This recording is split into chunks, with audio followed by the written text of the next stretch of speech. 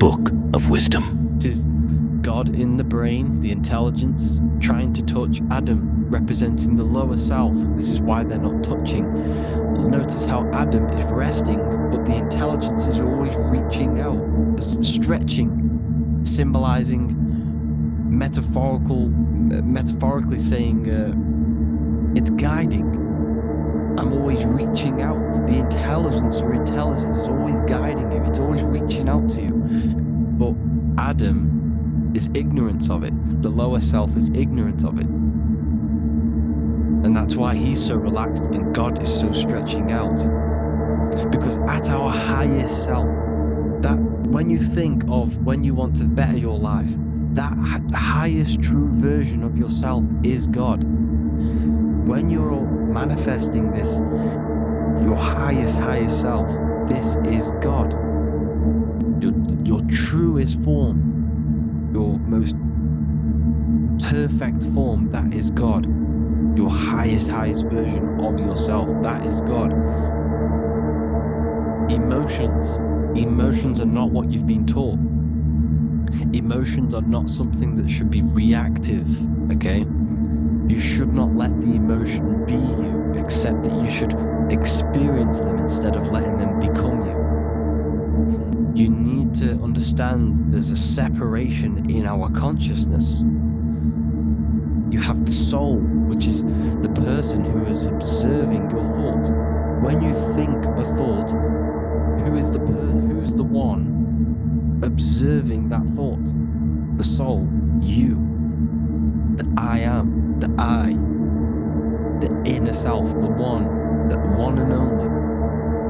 And inside of every single body, inside of me, inside of you watching this video, there is this same intelligence that is inside of me, inside of you.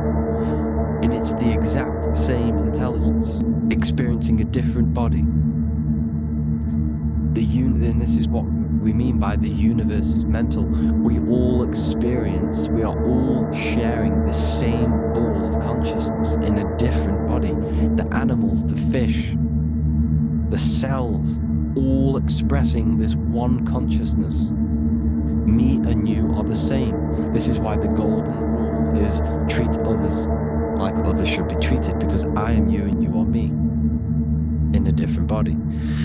Now, going back, you need to identify that there's different levels of consciousness: soul, mind, emotion, and body. Okay? Your emotions are on a separate layer than the body, the mind, and the soul. So when you identify there's a difference between all of these, you do not let them become you. You do not let your mind rule you, because your mind can be corrupted. Your soul is the one that is pure good, pure love, but your mind can be corrupted. Okay? Your emotions can be corrupted, the body can be corrupted, but the soul can never be corrupted, only layered on top. You can only throw piles of programs within the subconscious, layering the soul down, but deep down inside of every single one of you, there is a loving being. Because the love comes from the heart. Love is the universal emotion, expression. Now, your thoughts can become bondage, your emotions can become bondage. Now, what do I mean by bondage? By conquering the lower self, we need to conquer our own mind. Because the mind is what's manifesting the lower self. When you're thinking with the lower half of the body, when you're becoming your emotions, you need to experience the emotion, not become the emotion. Do not let the emotion become you. Do not let your thoughts become you, because your thoughts are tools that you can manifest. Your thoughts are the idea, your emotion is the energy that you can use to manifest that thought. Your emotion is energy in motion, emotion. You use emotion to manifest, to feel as if you already have the thought. Therefore, you become that vibration. Therefore, Your emotions are actually a creational force that is given to you to manifest things, because you're a human, a manifester. You're here to manifest things. You're a creator. You are a god. Your inner self, your intelligence, your I am, the one and only inside of you, the inner self, the quiet one, the one that's deep, deep down, the invisible intelligence, is it's creating things all the time. All the time. Speak no evil, see no evil, hear no evil. This is the astronauts, they're Freemasons, but they understand this. Because thinking, seeing, and hearing can corrupt your mind. And when you have a corrupted mind, you'll have a corrupted subconscious. The subconscious will manifest into the body, because 90% of your behavior comes from the subconscious mind.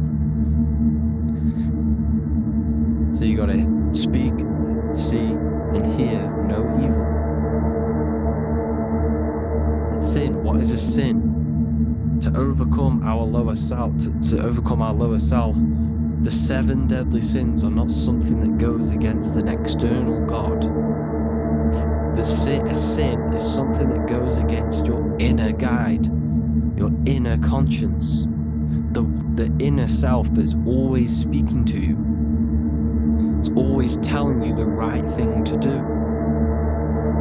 A sin is something that goes against this inner guide, and this is why you can feel something when you can feel you're doing something wrong, because the inner guide is speaking constantly. And when you commit these 7 deadly sins, which are 7 internal states which keep your invisible intelligence bound to your physical body. Because evil, right? Evil love bondage. This is why they stay in this realm and they control this realm, because they love the bondage of the body. They like matter. They want to stay in matter for eternal life. They don't want to ascend back into the heavenly realms, where you do not have a physical body. You can explore the universe within the astral planes. They stay bounded to the body, bounded to the 3D construct of the physical world. They have greed, lust, envy, gluttony, wrath, sloth, pride. They want all of this. And if you want that, that's okay. But deep, deep down, you don't want that, because your soul is always telling you the right thing to do. Your soul knows what to do to get out of here. It needs to detach from the external world. Detach from all of these 7 internal states which bound you to your lower self, your lower centers. That's what a sin is. You have a left and right brain. The left brain is always analytic. The right brain is metaphorical. So the right brain is producing a holistic view of reality. Now, what do I mean? A not view, perception. When you see, because your eyes are parts of the brain, when you look at something, and you look, that image is produced in the back of the brain in the visual cortex. And then the right